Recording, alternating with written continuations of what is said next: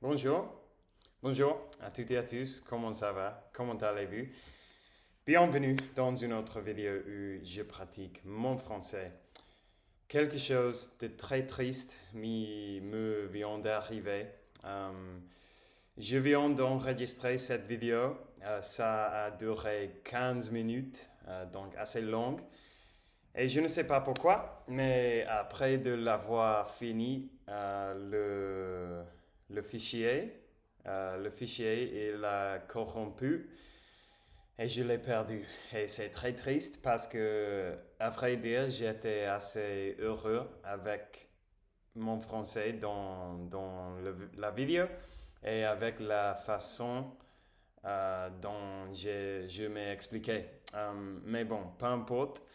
Je vais le faire une autre fois. Je vais expliquer tout une autre fois parce que je pense que c'est un sujet cool que me passionne, qui m'intéresse.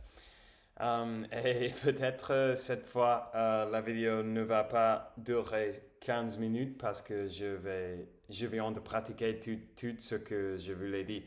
Donc, on va voir. En gros, j'ai dit au début de la vidéo qu'hier, j'avais remarqué dans la vidéo que j'ai enregistrée que je divague beaucoup quand je parle français et quand j'essaie d'expliquer quelque chose en français. Je suppose que ça, c'est quelque chose normal, assez naturel qui se passe à tout le monde quand ils essaient de parler une langue étrangère. Mais pour essayer de bâtir contre ça, pour essayer d'éviter de faire cela, aujourd'hui, j'ai mon carrière et j'ai écrit quelques notes vais suivre, euh, que je vais suivre pendant cette vidéo pour m'assurer que je ne divague trop. Mais je divague déjà, évidemment, donc je vais commencer. Aujourd'hui, je vais parler sur YouTube et spécifiquement pourquoi je pense que YouTube est le site internet qui est la meilleure pour l'apprentissage des langues. Et si je voudrais seulement choisir une ressource pour utiliser pour mes études, je choisirai YouTube. Donc, j'ai ici trois points pour lesquels YouTube est très bon. Et avant de commencer, je veux dire quelque chose que j'ai dit plusieurs fois dans cette chaîne. Et ça, c'est que avec l'apprentissage des langues, la plus importante est de passer beaucoup de temps à consommer de contenu dans ta langue cible. Parce que les langues sont très compliquées et il faut beaucoup de pratique d'écouter et de lire et tout ça si on veut atteindre un niveau élevé, un haut niveau. Donc, avec ça dans l'esprit, le premier point que j'ai ici, c'est que dans YouTube, il y a une diversité de contenus impressionnant, incroyable, et il y a des vidéos à propos de n'importe quel sujet. Peu importe qui sont tes intérêts ou qui sont tes passe-temps ou quoi que ce soit, tu vas pouvoir trouver des vidéos sur YouTube qui traitent le sujet. Par exemple, moi, j'aime beaucoup les jeux vidéo, les films, l'exercice, la salle de sport, tout ça.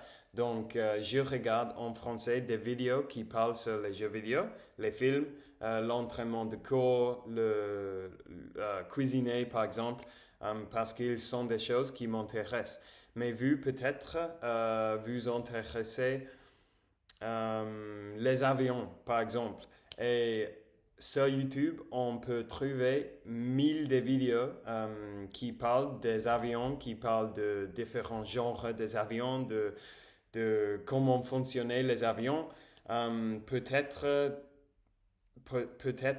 vous aimez beaucoup les arbres. Et il y aura beaucoup de vidéos sur YouTube qui parlent des arbres, de différentes spécies des arbres où ils euh, croître, où ils croître et tout ça. Le point, c'est que peu importe qu'est-ce que c'est, peu importe, peu importe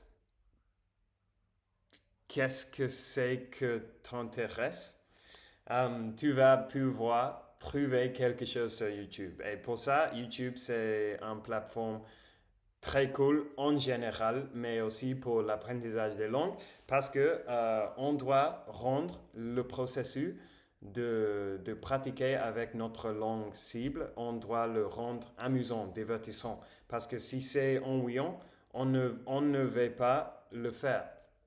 Et ça ne va pas fonctionner parce qu'on doit passer des heures et des heures et des heures avec la langue si on doit progresser. Donc ça, c'est le premier point, la diversité des contenus sur YouTube. Il n'a pas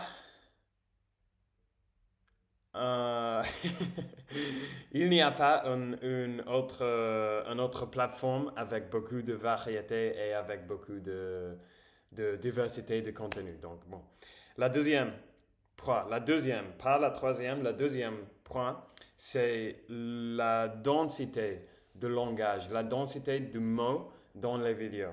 Par exemple, si je regarde un chapitre d'une série de télévision qui dure 30 minutes, pendant ces 30 minutes, il y a peut-être 15 minutes, on peut dire, de dialogue.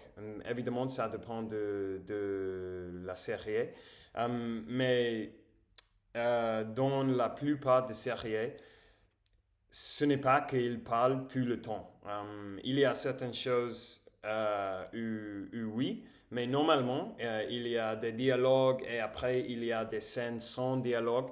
Mais sur YouTube, on peut trouver beaucoup essais de vidéos où la personne qui fait la vidéo, il parle de but en but. De but en but, c'est correct. Il parle de but en but pendant la vidéo, de début jusqu'à le fin de vidéo sans arrêter.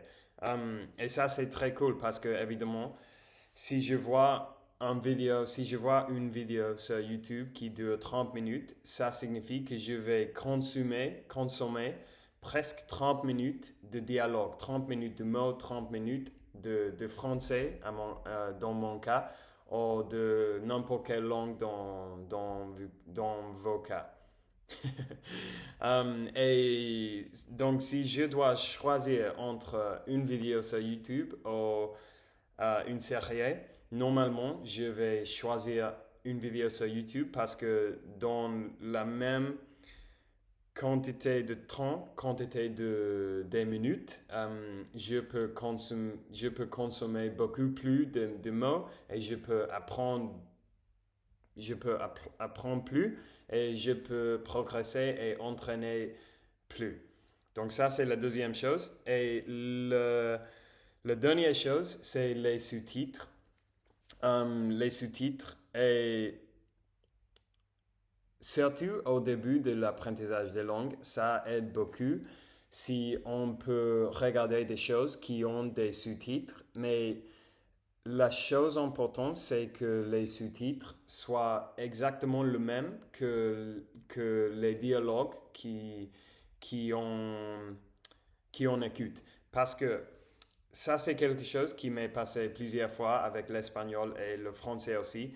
Quand je vais regarder une série et les sous-titres ne correspondent pas avec les dialogues.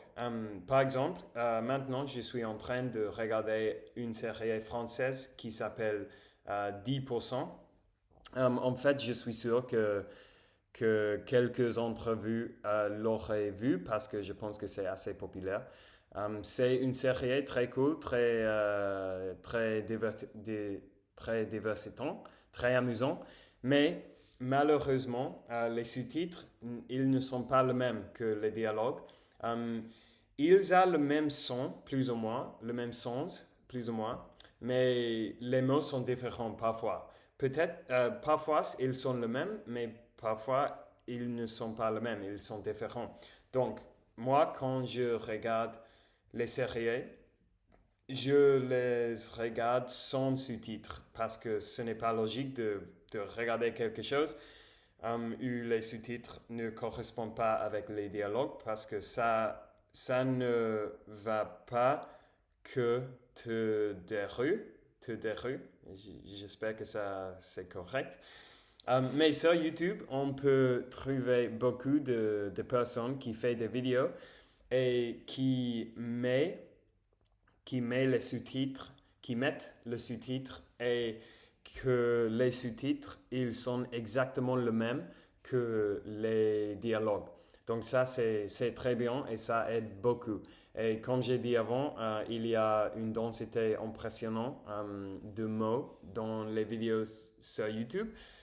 Donc on peut écouter et on peut lire beaucoup de mots au cours d'une vidéo. Donc ça aussi, ça c'est cool. Donc maintenant, très vite, parce qu'on est déjà arrivé à 12 minutes, très vite je vais expliquer comment j'utilise YouTube pour étudier ou pour pratiquer mon français. En gros, c'est assez simple, ce n'est pas compliqué. Je regarde chaque vidéo deux fois.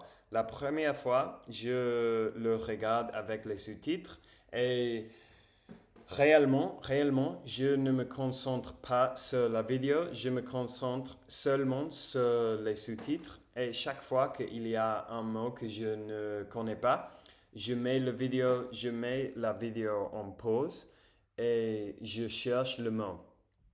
Euh, et je fais ça pendant toute la vidéo, donc peut-être si je regarde une vidéo de 30 minutes, ça peut me prendre une heure ou une heure et demie s'il y a beaucoup de vocabulaire nouvelle. Euh, et après, ce que je fais, je mets ce vidéo je le garde dans le partie de regarder à plus tard. Euh, et le jour après, le jour suivant, je regarde la vidéo sans les sous-titres.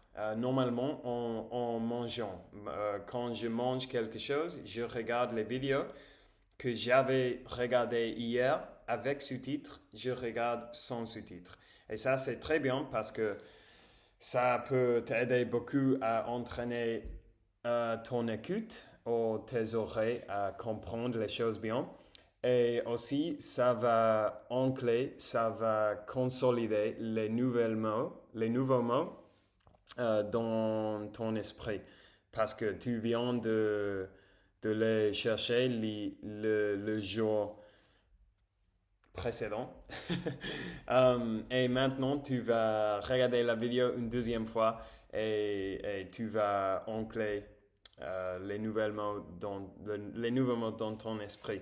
Et ça peut sembler un peu ennuyant, mais en fait, de regarder la même chose deux fois, mais en fait, ce n'est pas le cas parce que comme j'ai dit avant, la première fois, je le regarde avec les sous-titres, donc je me concentre beaucoup sur les sous-titres et je ne presque pas regarde la vidéo, la vidéo, la vidéo la vidéo soi-même. Euh, donc la deuxième fois que je regarde la vidéo, je remarque beaucoup de choses que je n'avais pas remarquées la première fois.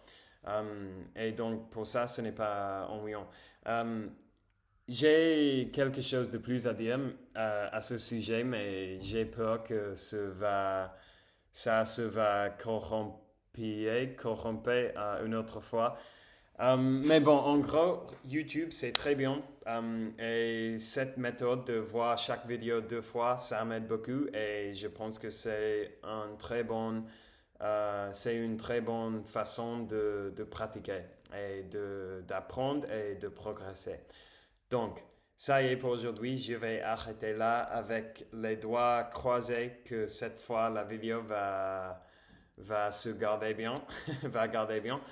Je vous souhaite à tous une très bonne soirée. Merci beaucoup d'avoir regardé ma vidéo aujourd'hui et on parlera demain, mes très chers amis. Au revoir.